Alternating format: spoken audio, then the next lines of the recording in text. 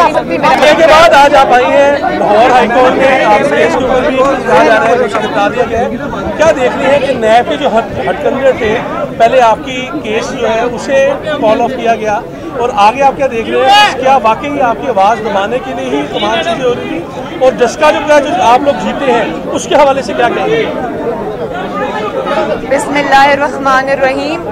सबसे पहले तो मेरी आप हज़रात से रिक्वेस्ट है कि प्लीज़ ज़रा खामोशी इख्तियार करें, क्योंकि मैं चीख नहीं सकती, मेरा गला अभी भी ख़राब है और बहुत दिन बाद में तबीयत में बेहतरी आई। अगर मैं चीखूंगी तो वो राना साहब आइए प्लीज़ आइए, और अगर मैं चीखूंगी तो मेरा गला और ख़राब हो जाएगा। मेरी इसलिए रिक्वेस्ट है कि काइंडली ज़रा खामोशी इख्तियार करें। थैंक यू जी। आपने डस्का की बात की, जहाँ तक नैब की बात है तो मैं नैब, इसमें कोई शक नहीं है, किसी को शुबा नहीं है कि नैब एक पॉलिटिकल इंजीनियरिंग का इदारा, विक्टिमाइजेशन का इदारा है जो इमरान खान के कहने पर उसके पॉलिटिकल ओपोनेंट्स पे अटैक करता है और जो पॉलिटिकली जिनका मुकाबला इमरान खान नहीं कर सकता उनको वो नैब जो है वो उनके पीछे शुरू हो जाती है। तो मुझे इसमें कोई शक नहीं था कि लॉन्ग मार्च की डेट क्योंकि नज़दीक आ रही थी और उसी डेट को ये मुझे अरेस्ट करना चाहते थे, लॉन्ग मार्च से डरते थे, इसलिए इन्होंने ये मुझे इस पे ये खोला इन्होंने इन्वेस्टिगेशन। और जब लॉन्ग मार्च का ख़तरा इनको लगा कि टल गया है तो वो चीज़ अब उनका उस तरह का इंटरेस्ट बाकी नहीं रहा। लेकिन अब नैब में भी ना हुकूमत में इतनी सख्त है, ना नैब में इतनी सख्त है। इनकी हुकूमत भी ख़त्म हो रही है, इनकी ताकत भी ख़त्म हो रही है, इनकी जो इखलाकी स्टैंडिंग थी वो तो पहले कभी थी ही नहीं, इसलिए इनके हथकंडों पे अब कोई यकीन करने को तैयार है कि इन्होंने आप डस्का की बात करने में इन्होंने डस्का के बारे में सवाल पूछा। तो सबसे पहले मैं मीडिया के थ्रू डस्का के अवाम को दिल की गहराइयों से न सिर्फ मुबारकबाद देना चाहती हूँ बल्कि शाबाश देना चाहती हूँ कि उन्होंने न सिर्फ अपने वोट पर पहरा दिया, वोट दिया, उस पर पहरा दिया, बल्कि इन वोट चोरों के हल्क से इन्होंने वो सीट वापस निकलवाई और आटा चोरों, चीनी चोरों, गैस चोरों, बिजली चोरों, वोट चोरों का एहतसाब किया। और डस्का की जो ये फतह है पाकिस्तान मुस्लिम लीग नून की, अल्लाह ताला का शुक्र है, वो सिर्फ एक डस्का की फतह नहीं है, वो बहुत बड़ी तब्दीली का पेश खैमा है।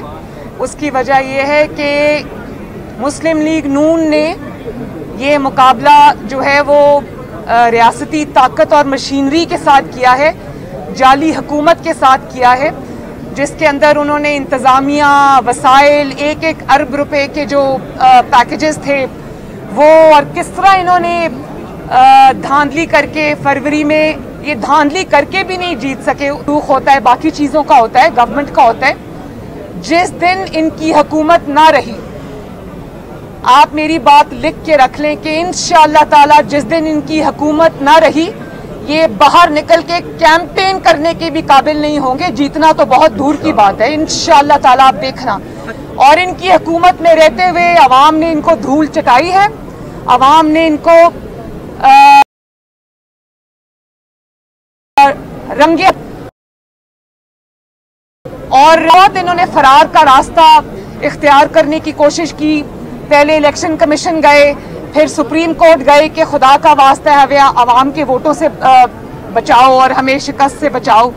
लेकिन हर फोरम पे शिकस्त खाने के बाद इनको बादले नाखास्ता आवाम के मैदान में आना पड़ा, और जब ये आवाम के मैदान में आए तो आवाम के वोटों ने इनको उल्टे पांव भागने पे मजबूर किया। मैडम ये बताएं कि हुकूमत जो है वो कहती थी, हुकूमत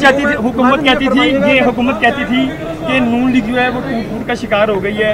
आप क्या कहेंगे कि जहांगीर तरीन के साथ हुकूमत अब खुद जो है वो धड़म तख्ता होने जा रही है, बजाय कि ये नून लीग कहते थे टूट का शिकार है, खुद टूट रही है पीटीआई।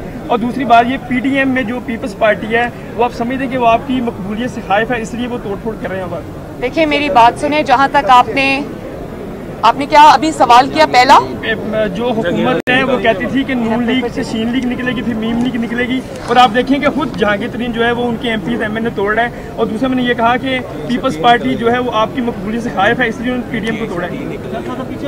मैं तो अल्लाह ताला की जो काम है मैं उस पर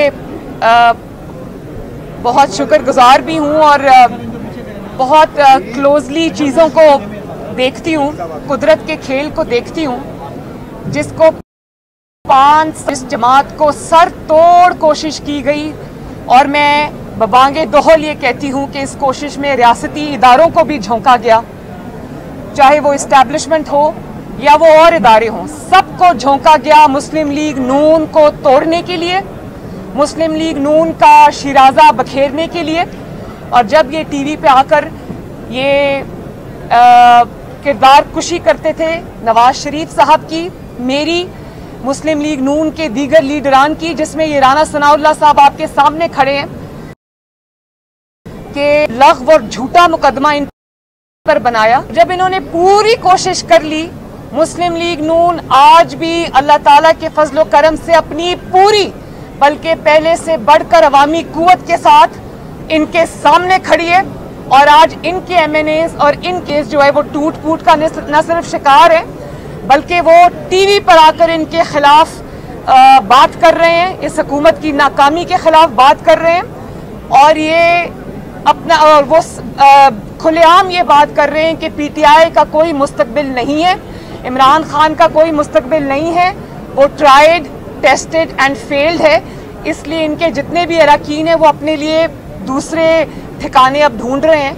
और जहाँ तक आपने जहांगीर तरीन साहब की बात की, तो मैं उनके आपस के मामलात के बारे में मैं कुछ नहीं कहना चाहती। मैं सिर्फ ये कहना चाहती हूँ कि जब तक आप जहांगीर तरीन साहब का नमक खा रहे थे, जब तक आप जहांगीर तरीन साहब का जहाज इस्तेमाल कर रहे थे, आप जहांगीर तरीन साहब के खर्चे पे ऐश कर रहे थे, जब तक आप उनकी गाड़ियां, उनके घर, उनकी हर चीज इस्तेमाल कर रहे थे, उस वक्त तक वो शुगर माफिया नहीं थे।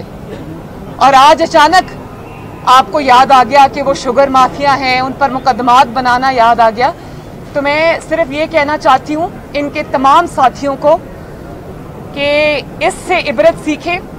और मैं उनको भी, जहांगीर तरीन साहब को हजरत अली रजी अल्लाह ताला अन्हु चाहती हूँ, जिसमें उन्होंने ये कहा था कि जिस पर एहसान करो उसके शर से बचो। मैडम ये बांट दिया है, क्या लगता है कि पीडीएम अब खत्म हो गई है, इत्तेहाद खत्म हो गया है?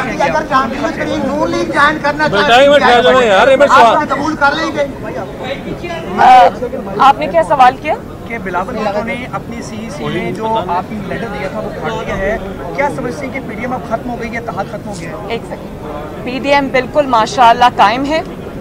और पीडीएम के अंदर जो जमातें हैं वो बहुत कमिटेड हैं उस कॉज के साथ, जो लार्जर कॉज है पीएमएलएन का, इसका पीडीएम का, वो बहुत बड़ा कॉज है। वो पाकिस्तान के अवाम के हक के हुक्मरानी का कॉज है, वो पाकिस्तान के अंदर हकीकी तब्दीली लाने का कॉज है, वो पाकिस्तान के अवाम को रिलीफ दिलाने का कॉज है, और पाकिस्तान की सिमत जो है वो दुरुस्त करने का कॉज है। तो हम सब उस पर यूनाइटेड हैं, पीडीएम में जितनी भी जमातें हैं। और जहाँ तक आपने ये सवाल किया बिलावल भुट्टो जरदारी साहब का, तो मैं ये कहना चाहती हूँ कि इसके बारे में मेरा वाज़े मौक़िफ़ सामने आ चुका है, मैं उसको रिपीट नहीं करूँगी। लेकिन नोटिस देने का फैसला पीडीएम का था, किसी एक जमात का नहीं था। और इसके ऊपर क्या करना है, क्या तय करना है, ये मौलाना फजलुर रहमान साहब की दानिशमंदाना और एबल क़यादत के ऊपर हम छोड़ते हैं कि वो पीडीएम में बैठ के इसको फैसला करेंगे, इसका तय करेंगे कि उन्होंने क्या करना है। उनकी तबीयत इस वक्त नासाज थी, मेरा उनसे मुसलसल राब्ता भी है। बड़ी हिकमत से, दानिशमंदी से वो क़यादत करते आए हैं पीडीएम की, और हमें उनकी क़यादत के ऊपर पूरा भरपूर एतमाद है तो अल्लाह ताला उनको जल्दी शिफायाब करे, सेहतयाब करे, वो खुद इस मामले को टेकअप करें।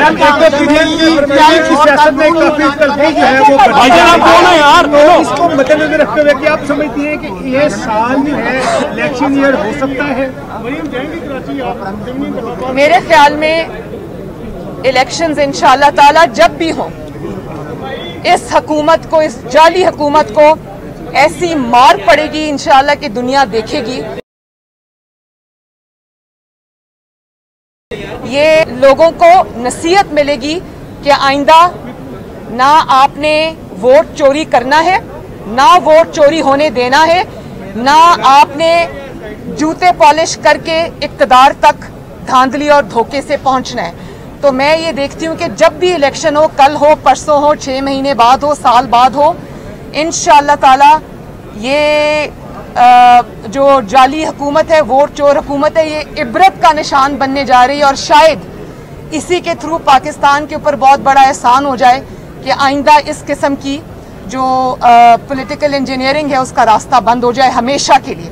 क्योंकि मैंने ये देखा है कि जब मैं डस्का गई, जब मैं वजीराबाद गई, तो मैंने उसी दिन अवाम का जो सेंटिमेंट है, अवाम का जो इस हुकूमत के खिलाफ गुस्सा है, अवाम का जो इन आटा चोरों, चीनी चोरों के खिलाफ जो नफरत है, मैंने उसी दिन देख ली थी। मुझे पता था कि अल्हम्दुलिल्लाह मुस्लिम लीग नून जीतेगी। तो आज मैं ये कहना चाहती हूँ कि आपके सारे प्रोपेगेंडे, आपकी सारी पॉलिटिकल इंजीनियरिंग, आपकी सारी पॉलिटिकल विक्टिमाइजेशन, आपके सारे मीडिया पर बैठकर सुबह शाम नवाज शरीफ की किरदारकुशी करना, वो नवाज शरीफ जिसकी टीवी पर तस्वीर आज भी दिखाने पर पाबंदी है, जिसकी आवाज सुनवाने पर पाबंदी है, उसने लंदन से बैठ के आपको इबरतनाक अल्लाह के फजलो करम से शिकस्त दी है। तो ये तब्दीली का बहुत बड़ा पेश खैमा है।